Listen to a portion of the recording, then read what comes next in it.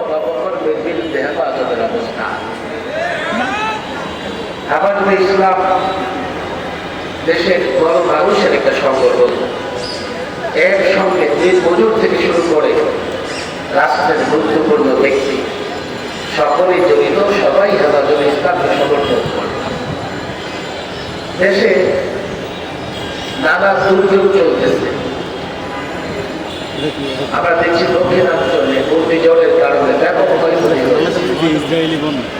আবার সিলেট অঞ্চলে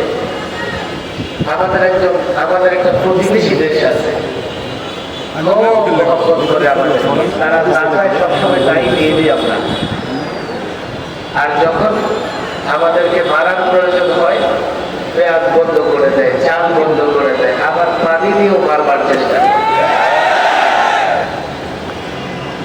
এটা একটা দুর্যোগ, এটা পরিকল্পিত দুর্যোগ। দেশের বিরুদ্ধে একটা ষড়যন্ত্র, ইসলাম মুসলমানদের বিরুদ্ধে ষড়যন্ত্র।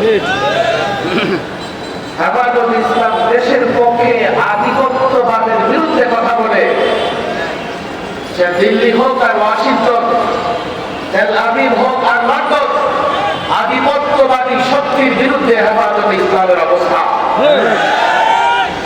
সুতরাং যারা হেফাজতের বিরুদ্ধে কথা বলবে, যারা উলামাদের বিরুদ্ধে কথা বলবে, আমার বক্তৃতা পরিষ্কার, তারা দেশের বিরুদ্ধে, তারা ইসলামের বিরুদ্ধে, তারা শান্তির বিরুদ্ধে, তারা শৃঙ্খলার বিরুদ্ধে, তারা যেন নারায়ণগঞ্জের মাটিতে না নামতে পারে।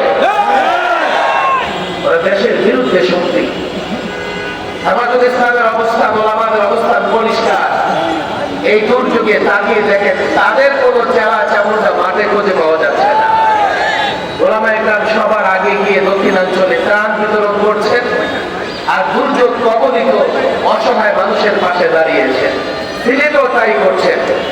আজকে যখন মাঝে মধ্যে মনে হয় যে কোনো সময় দেশের স্বাধীনতা বিপন্ন হতে পারে, আমি মনে করি দেশের স্বাধীনতা সার্বভৌমত্ব রক্ষা করবার জন্য যদি কখনো মাঠে নামার প্রয়োজন হয়, হেফাজতের নেতৃত্বে, ওলামাদের নেতৃত্বে দেশের জনগণ মাঠে নামবে।